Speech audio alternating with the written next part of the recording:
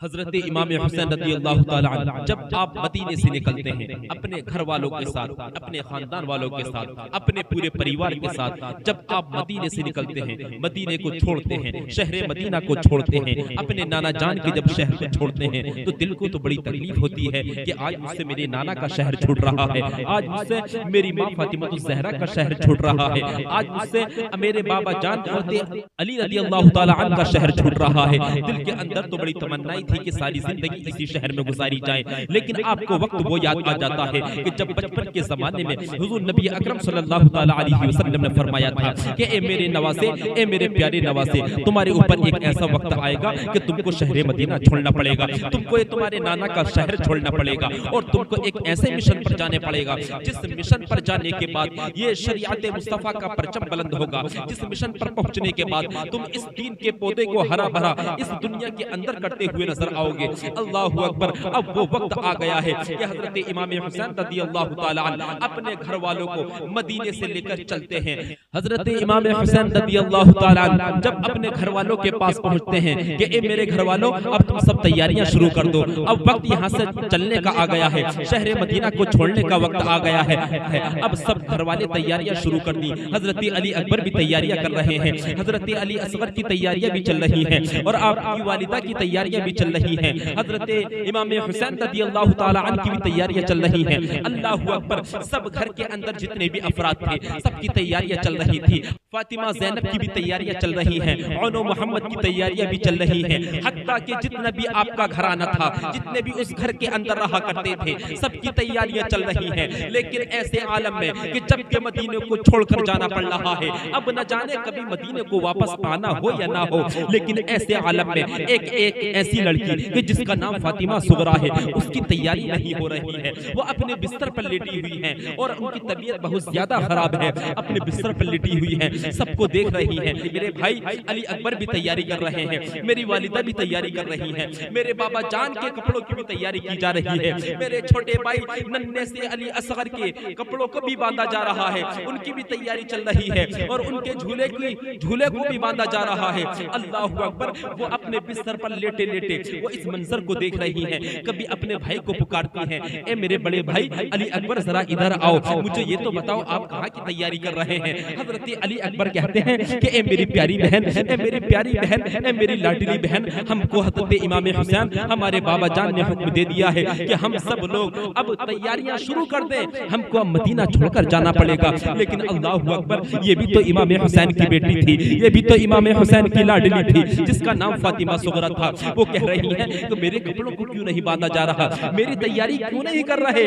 अल्लाहु अकबर। उस घर के अंदर सबकी तैयारी चल रही थी, लेकिन फातिमा सुगरा की तैयारी नहीं चल रही थी। वो कह रही हैं और अपने भाई से कह रही है कि मेरी भी तैयारी करो, अपनी वालिदा से कह रही हैं कि मेरी भी तैयारी करो, मेरे कपड़ों को भी बांधा जाए, ए बाबा जान मेरे कपड़ों को भी बांधा जाए, मुझको भी अपने आपके साथ यहाँ से निकलना है, मुझको भी शहर मदीना आप ही के साथ छोड़ना है, मुझको तन्हा यहाँ छोड़कर ना जाओ, क्योंकि अगर तुम चले जाओगे तो मुझको तुम्हारी बड़ी याद सताएगी। ए मेरे बाबा जान मुझको आपकी बड़ी याद सताएगी, ए मेरी वालिदा मोहतरमा मुझको आपकी बड़ी याद सताएगी। अपने बड़े भाई अली अकबर से कहने लगती हैं, ए मेरे बड़े भाई अली अकबर, अगर तुम मुझको छोड़कर चले गए तो आपकी मुझको बड़ी याद सताएगी, मैं आपकी जुदाई बर्दाश्त न कर पाऊंगी। इतना ही नहीं, वो सबको जमा कर कर कहती है, मेरा ये छोटा सा भाई नन्हा सा अली असगर, ये मुझसे बड़ी मोहब्बत किया करता है, बड़ा प्यार किया करता है, मेरी तरफ देखता है तो मुस्कुराना शुरू कर देता है, मेरी तरफ देखता है तो मचलना शुरू कर देता है, गोया कि वो मेरी गोद में आने को कहता है। अल्लाहु अकबर। और हज़रत फातिमा सुगरा रज़ियल्लाहु ताला अन्हा फरमाती है कि जब मैं अपने छोटे भाई की जानिब देखती हूँ, जब मैं अपने नन्हे से अली असगर की जानिब देखती हूँ तो मेरा दिल मचल जाता है, दिल चाहता है कि इसकी पेशानी को बोसा दे दूं, दिल चाहता है कि इसको गोद में उठाकर इसको खिलाना शुरू कर दूं, दिल तो ये चाहता है कि इसको झुलाना शुरू कर दूं। अल्लाहु अकबर। वो फातिमा सुगरा रज़ियल्लाहु ताला अन्हा अपने दर्द को बयान कर रही हैं, आंखों से आंसू आ रहे हैं, अर्ज कर रही हैं कि ए मेरे घर वालों, मुझको यहाँ अकेला छोड़कर मत जाओ, मुझको भी आपके साथ चलना है। लेकिन ऐसे आलम में हजरत इमाम हुसैन फरमाते हैं, ए सुनो सुनो, ए मेरे घर वालों सुनो, आप लोग जिन जिन को मैंने तैयारी का हुक्म दिया है सब लोग तैयारियां कर लो, लेकिन ए फातिमा सुगरा तुम्हारी तैयारी नहीं होगी। अल्लाहु अकबर। फातिमा सुगरा जब इतना सुनती है आंखों से आंसू बह जाते हैं, हैं, ए बाबा जान आखिर ऐसी कौन सी बात हो चुकी है, सब जा रहे हो लेकिन मेरी तैयारी क्यों नहीं है। हज़रत फातिमा सुगरा रज़ियल्लाहु ताला अन्हा अर्ज़ करती हैं, ए मेरे बाबा जान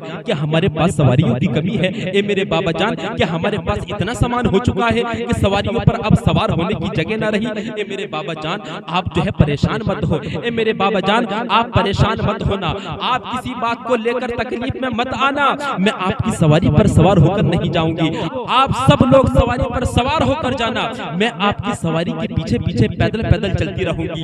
ये कह रही है वो फातिमा सुगरा जिनकी हालत इतनी ज्यादा खराब है कि जो बिस्तर से उठ नहीं सकती हैं, तबीयत इतनी ज्यादा खराब है कि आपके जिस्म के अंदर ताकत और कुव्वत खत्म हो चुकी है, आपके जिस्म के अंदर इतनी ताकत नहीं कि आप अपने बिस्तर से उठकर 2 कदम चल सकें। अल्लाहु अकबर, उनका जज्बा देखिए, उनकी अपने घर वालों के साथ मोहब्बत देखिए, कहती हैं कि तुम सब सवारी पर सवार होकर चलना, मैं आपके साथ पैदल चलती रहूंगी। अल्लाहु अकबर। सुरा कहती है मेरे बाबा जान मैं अपने बड़े भाई से बड़ी मोहब्बत करती हूँ, मैं इसकी शादी देखना चाहती हूँ, मेरे दिल की ख्वाहिश है कि मैं अपने बड़े भाई की शादी देखूं। अल्लाहु अकबर। लेकिन हज़रत इमाम हुसैन फरमा देते हैं कि आप लोग सब तैयारी कीजिए, आप सबको हमारे साथ जल्दी निकलना है। अल्लाहु अकबर। सबकी तैयारियां चल रही हैं, लेकिन वो फातिमा सुगरा रज़ियल्लाहु ताला अन्हा वो अर्ज करती हैं मेरे बाबा जान मेरी भी तैयारियां कर लीजिए, मैं भी आपके साथ चलूंगी, मुझको तन्हा छोड़कर मत जाइएगा। अल्लाहु अकबर। वो फातिमा सुगरा इतना कहती हैं, वो बाबा जान कहते हैं कि नहीं तुम अभी जाने के लायक नहीं हो, तुम्हारी तबीयत ज्यादा खराब है, तुम चल नहीं सकती हो, सफर की परेशानियों को बर्दाश्त नहीं कर सकती हो, जो सफर की दुश्वारियों को बर्दाश्त नहीं कर सकती हो, तुम अपने बिस्तर से उठ नहीं सकती हो, 2 कदम चल नहीं सकती हो। ऐसे आलम में हज़रत फातिमा सुगरा रज़ियल्लाहु ताला अन्हा अपने बाबा जान के सामने ताकत के साथ बिस्तर से खड़ी हो जाती है और कहने लगती है ए मेरे बाबा जान मैं तो बिल्कुल ठीक हूँ, देखो मैं तो खड़ी भी हो गई हूँ। लेकिन जैसे ही वो फातिमा सुगरा 1 कदम बढ़ाती है फिर वापस अपने बिस्तर पर पलट आती है, क्योंकि उनके अंदर इतनी ताकत और कुव्वत न थी कि वो सफर कर सकती, उनके अंदर इतनी ताकत और कुव्वत न थी कि वो 2-4 कदम चल सकती थी, क्योंकि आपकी तबीयत ज्यादा ही खराब थी। अल्लाहु अकबर। वो मौला हुसैन वो हज़रत इमाम हुसैन फरमाते हैं कि ए मेरी प्यारी बेटी, ए मेरी लाडली बेटी फातिमा सुगरा तुम परेशान मत हो, जब तुम ठीक हो जाओगी तो मैं तुम्हारे बड़े भाई अली अकबर को तुम्हारे पास भेजकर तुमको अपने पास बुला लूंगा, तुम परेशान मत हो। फिर उसके बाद जब हज़रत इमाम हुसैन अपने घर वालों के साथ मदीने से जब हिजरत करते हैं, जब मदीने से रवाना होते हैं, शहर मदीना को छोड़ते हैं, जब बात यहाँ तक आ गई तो हज़रत इमाम हुसैन फरमाते हैं कि ए घर वालों सुनो सुनो मेरी बात को ध्यान से सुनो कि जब बचपन के जमाने में जब मेरे नाना जान हुजूर नबी अकरम सल्लल्लाहु ताला अलैहि वसल्लम ने जब मुझको इस मिशन के बारे में बताया था, जब मुझको इस बात की खबर दी थी कि तुमको मदीना छोड़ना पड़ेगा, और उस वक्त मुझको एक नामों की लिस्ट दी थी कि तुम्हारे साथ कौन कौन सफर करेगा, तुम्हारे साथ मदीने को कौन कौन छोड़ेगा। उस लिस्ट के अंदर सबके नाम मौजूद थे, लेकिन मेरी इस प्यारी बेटी फातिमा सुगरा का नाम मौजूद नहीं था। इसलिए जो नाना ने फरमाया था, जो हमारे नबी ने फरमा दिया, उसी पर अमल किया जाएगा, और जिन जिन को मैंने बता दिया है वही लोग तैयारियां शुरू करें और वही लोग हमारे साथ चलने के लिए तैयार हो जाएं। हज़रत फातिमा सुगरा की आंखों से आंसू आ जाते हैं। अल्लाहु अकबर। अब वक्त वो आ गया है कि तमाम घर वाले मदीने को छोड़कर अब रवाना हो रहे हैं। फातिमा सुगरा अकेली घर पर मौजूद है, ये काफिला रवाना हो जाता है।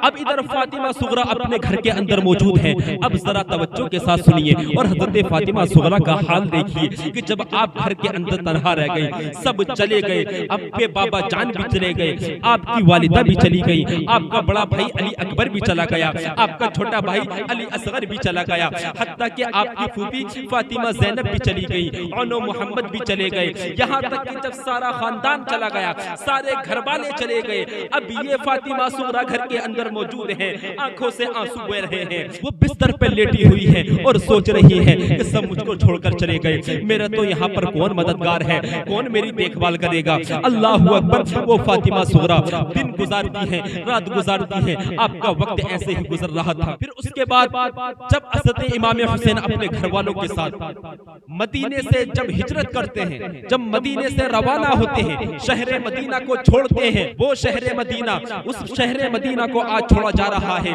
जिस शहर मदीना में जाने के लिए सारी दुनिया के लोग तमन्ना करते हैं कि काश हमको शहर मदीना में जाने मिल जाए, काश हमको रोज़े रसूल की ज़ियारत हो जाए। लेकिन ये तो रहने वाले ही वही के थे। हज़रत इमाम हुसैन तो पैदा भी वहीं पर हुए थे, लेकिन इन पर तो वो वक्त आ रहा है कि शहर मदीना छोड़ना पड़ रहा है। आज अगर हमारे हिंदुस्तान के अंदर से या किसी भी कंट्री के अंदर से अगर कोई शहर मदीना जाता है और जब वहां से वापस आता है तो उसका लौटकर आने मन नहीं करता, उसका दिल रोता है, आंखों से आंसू आते हैं, आंखों से आंसू आ जाते हैं कि आज मेरे नबी के रोजे से जुदाई हो रही है, आज मेरी शहर मदीना से जुदाई हो रही है। लेकिन हम तो चंद दिन के लिए जाते हैं।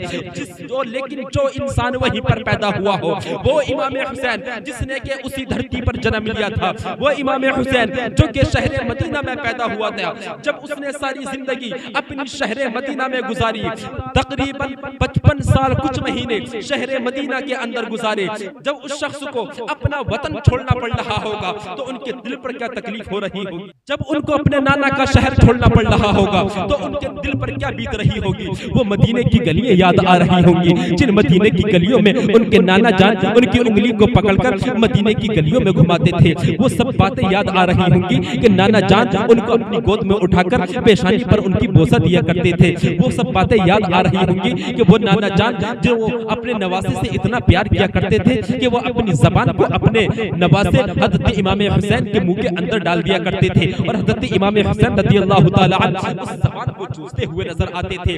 अल्लाहु अकबर। लेकिन आज हज़रत इमाम हुसैन को बचपन के जमाने में जिस नबी ने अपनी जबान को चुसाया था, वो जबान को इसलिए चुसाया था ताकि कल करबला के मैदान में मेरा यह प्यारा नवासा 3 दिन का भूखा प्यासा होगा, प्यास की शिद्दत इसको सता रही होगी। ऐसे आलम में उस करबला के मैदान में मेरी जबान को चूसने की चाशनी को ये महसूस कर सके, मेरी जबान के चूसने की लज्जत को ये उस करबला के मैदान में महसूस कर सके, ताकि इसको प्यास का एहसास ना हो, ताकि इसको भूख का एहसास ना हो, ताकि इसको सब्र मिल जाए। अल्लाहु अकबर। वही इमाम हुसैन, ये वही इमाम हुसैन है जिसको नबी पाक सल्लल्लाहु तआला अलैहि वसल्लम बड़ी मोहब्बत किया करते थे। आज वही शहर मदीना छूट रहा है, आज उस शहर मदीना से जुदाई हो रही है, आज उस नबी के रोजे से जुदाई हो रही है। अल्लाहु अकबर। तो वो आ गया कि अब आपको मदीना शहर छोड़ना पड़ रहा है। आप अपने सारे काफिले के साथ, आप अपने सब घर वालों के साथ मदीने से कूच कर जाते हैं, मदीने से रवाना हो जाते हैं।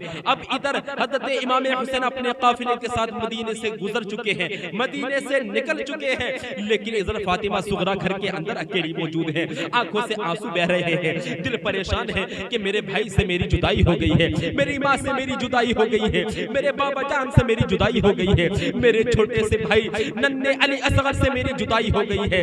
मैं अब कैसे बर्दाश्त कर पाऊंगी, उनकी मोहब्बत में अपने दिल से कैसे मिटा पाऊंगी। मैं तो उनसे इतना प्यार किया करती हूँ, इतनी मोहब्बत किया करती हूँ कि हमेशा मुझको उनकी ही याद सताएगी। अल्लाहु अकबर। वो परेशान है, तबीयत तो पहले से ही खराब थी, लेकिन बिस्तर पर पड़ी हुई है, याद कर रही है। कभी अपने भाई को याद कर आंखों से आंसू आ रहे हैं, कभी अपनी बहन को याद कर आंखों से आंसू आ रहे हैं, कभी अपनी फूफी को याद कर आंखों से आंसू आ रहे हैं, कभी अपने छोटे भाई नन्हे से अली असगर को याद कर आंखों से आंसू आ रहे हैं। लेकिन अल्लाहु अकबर, कुर्बान जाओ, ये हज़रत इमाम हुसैन की बेटी फातिमा सुगरा ने ऐसे आलम में सब्र किया कि अगर मेरे बाबा जान मुझको अगर नहीं लेकर गए तो जरूर कोई ऐसी वजह होगी कि जिसकी वजह से वो मुझको नहीं लेकर गए, नहीं तो ऐसा हरगिज नहीं है कि मेरे बाबा जान मुझसे मोहब्बत न करते हो, मेरे बाबा जान मुझसे प्यार न करते हो। अब काफिला तो चला गया, ये अब घर के अंदर मौजूद है।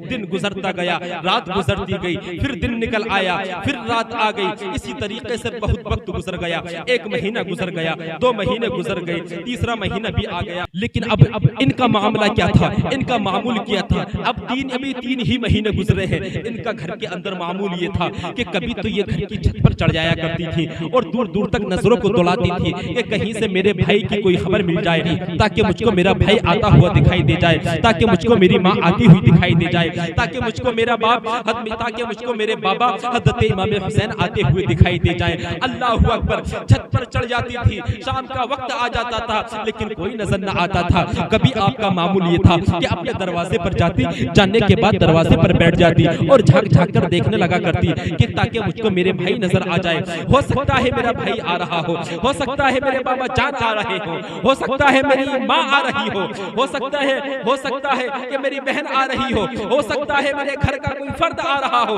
अल्लाहू अकबर। ऐसे आलम में वो दरवाजे पर बैठकर इंतजार कर रही है, लेकिन सारा दिन ऐसे ही गुजर जाता है, कोई नजर न आता है।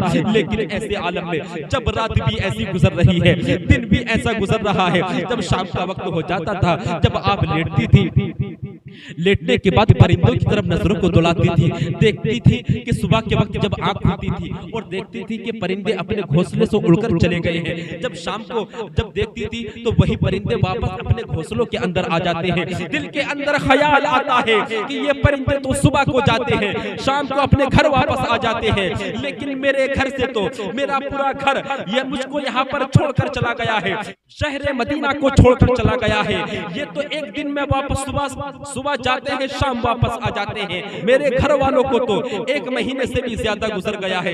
1 महीना गुजर गया, उसके बाद 2 महीने गुजर गए, हत्ता के 3 महीने गुजर गए, अभी तक उनकी कोई खबर नहीं है। आखिर वो कहाँ है, मुझको लेने क्यों नहीं आ रहे हैं। अल्लाहू अकबर। ऐसे आलम में जो भी आप ऐसे आलम में आप अपनी जिंदगी को गुजार रही थी, आपका दिल बहुत रो रहा था, जुदाई आप बर्दाश्त न कर पा रही थी, लेकिन आपकी आदत एक ये भी बन चुकी थी, अगर आप अपने दरवाजे पर बैठी हैं, कोई अगर निकल कर जा रहा है तो उसके दामन को पकड़ लिया करती, ए भाई जरा मुझको ये बता, क्या तुझको मेरे भाई के बारे में कोई खबर मिली है? क्या तू मेरे बाबा को जानता है कि मेरे बाबा कहाँ है? क्या तू मेरी माँ को जानता है कि मेरी माँ मेरे बाबा के साथ किधर गई है? क्या तू मेरे भाई को जानता है, मेरी बहन को जानता है? अल्लाहू अकबर। वो शख्स अपने दामन को छुड़ाता है और छुड़ाकर निकल जाता है। दिल के अंदर सोचता है ये तो कोई पागल लड़की है, ये तो कोई मजनून लड़की है, हो सकता है इसको अपना होशो हवास ना हो। अल्लाहू अकबर। ऐसी हद तक वो जा चुकी थी, लोग उनको पागल तस्वुर करने लगे थे, लेकिन हकीकत में वो पागल नहीं थी, हकीकत में वो मजनू नहीं थी, बल्कि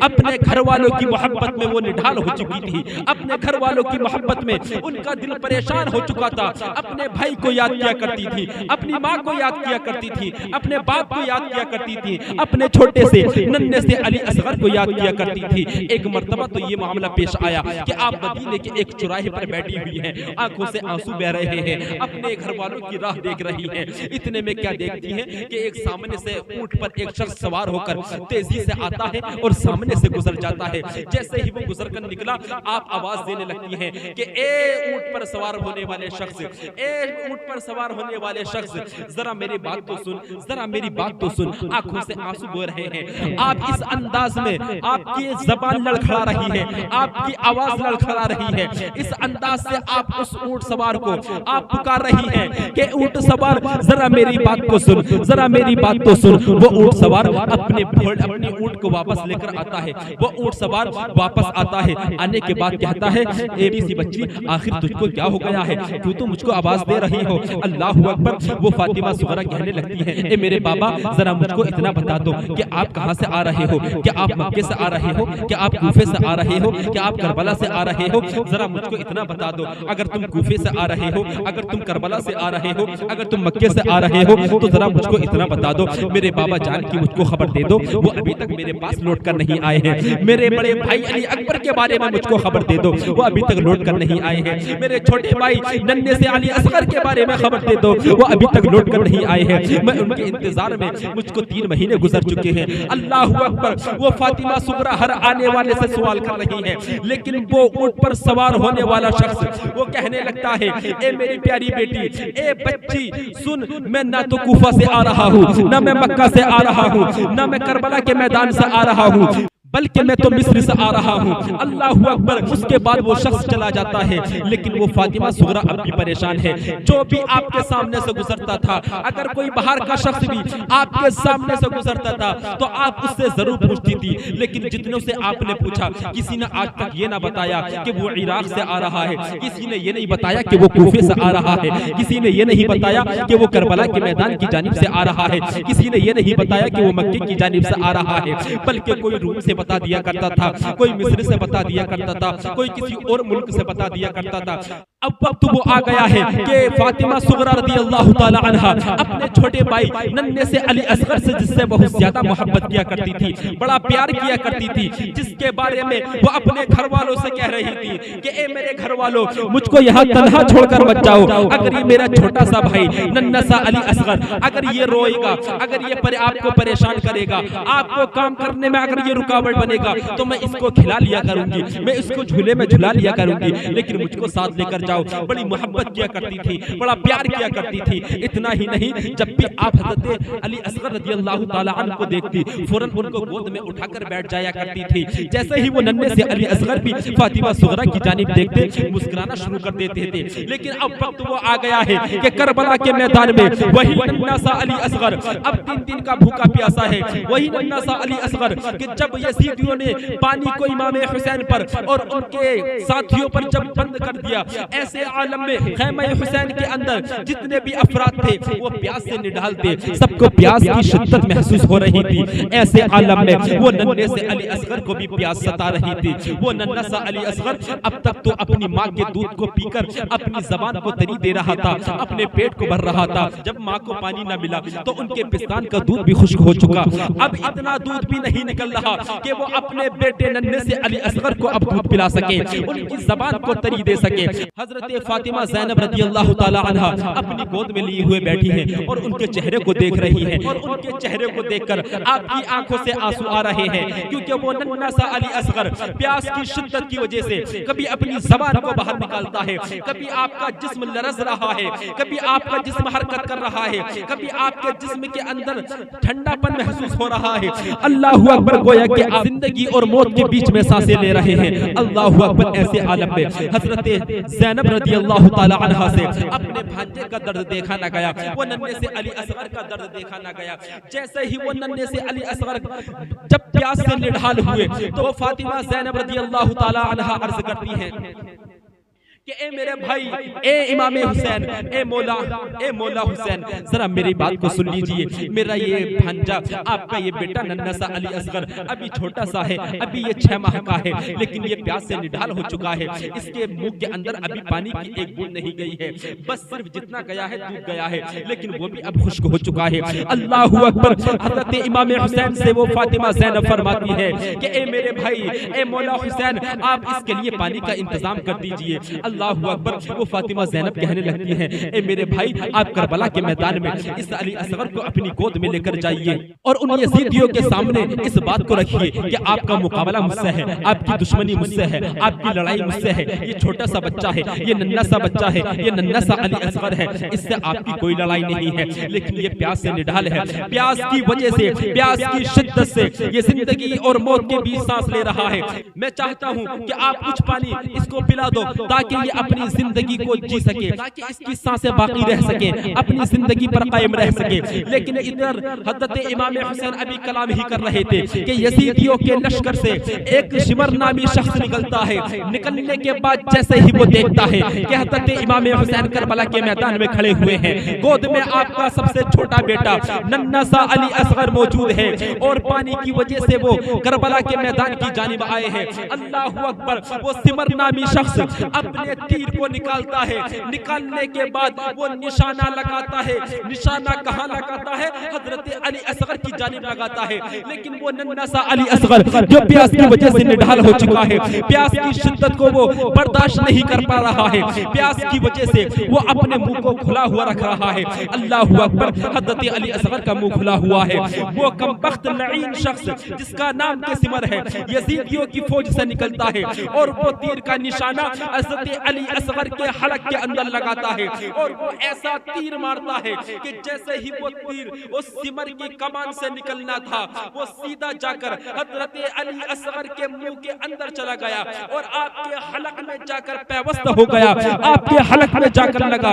इतनी तेज उसने तीर मारा कि वो हजरत अली असगर के गले को चीरते हुए, उनके हलक को चीरते हुए मौला हुसैन की बाजू में जाकर पैवस्त हो गया। जैसे ही ये माजरा हजरत मौला हुसैन ने देखा, हजरत इमाम हुसैन ने देखा, दिल बेताब हो गया, दिल बेचैन हो गया, दिल बेकरार हो गया। उसके बाद मौला हुसैन पलटते हैं और पलटने के बाद अपने खेमे की जानिब आने लगते हैं और अपने हाथ से उस नन्हे से बेटे, नन्हे से अली असगर की हलक से तीर को जैसे ही खींचते हैं, जैसे ही तीर का खींचना था हलक से खून का फुव्वारा निकलना शुरू हो गया और उस तीर की नोक पर गोश्त का एक टुकड़ा लगता हुआ बाहर निकल कर आ रहा है।